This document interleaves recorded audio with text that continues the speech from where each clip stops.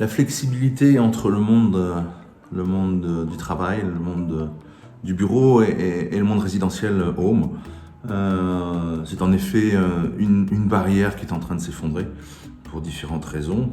On assiste à l'évolution depuis différentes années des comportements. On travaille peut-être de moins en moins, on travaille différemment et on travaille beaucoup avec des nouveaux outils qui sont constamment en pleine évolution.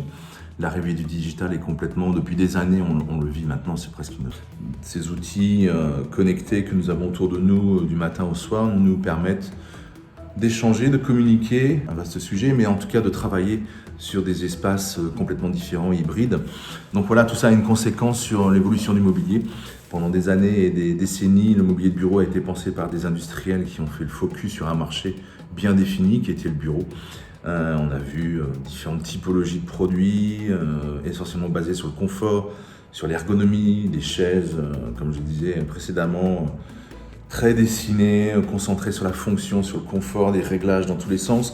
L'arrivée du digital, la montée en puissance des outils digitaux. Donc on assiste à le début de nouvelles façons d'essayer d'aborder le mobilier pour avoir une transversalité. Tout le temps, il n'y a rien de révolutionnaire dans tout ça. C'est juste qu'on donne peut-être plus d'accessibilité à des produits beaucoup plus sensuels, beaucoup plus domestiques, des ergonomies beaucoup plus différentes, non, mais beaucoup plus détendues. Posture qui est de plus en plus flexible et plus détendue. Un objet domestique, qu'est-ce qui caractérise un produit avec une dimension de domestique? Des objets qui ont du sens et qui racontent une histoire et qui ont une vraie émotion. On a assisté pendant de nombreuses années, on le voit encore, beaucoup de produits sur le marché qui sont dessinés par des designers, mais qui sont assez loin de l'émotion, qui ne dégagent pas forcément un intérêt atemporel. Et un objet domestique, c'est avant tout un objet qui est facilement compréhensible et qui est sage, c'est-à-dire qui s'intègre dans un écosystème d'autres produits. Et cette sélection, elle est faite par le consommateur. Et c'est une question de culture. On choisit un produit en fonction de ses cultures, en fonction de ses référents, en fonction de ses envies. Donc voilà, c'est une question de design aussi. C'est à nous, en tant que designer, de dessiner des objets qui soient le plus juste possible. La notion de domestique est liée à un ensemble de critères. Il n'y a pas une seule réponse à cette question. Mais c'est avant toute chose une question d'émotion et de sens. Combiné à la culture fait qu'un objet, il a sa place dans un univers domestique. Quelle est la recommandation pour un produit domestique, pour un working space at home? C'est une question assez simple et à la fois complexe. La notion de confort, c'est une priorité, mais ça devrait être la clé de tout produit intégré sur un marché.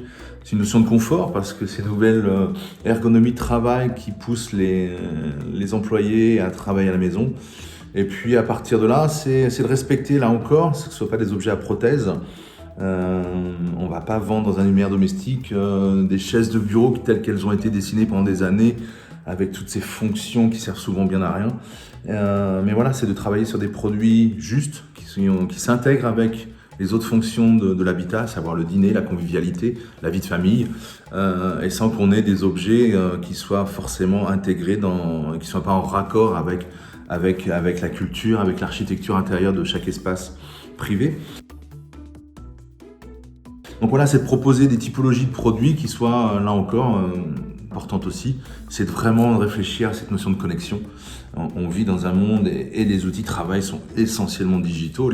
Il y a le besoin de connexion, le besoin d'énergie, et c'est un vrai sujet.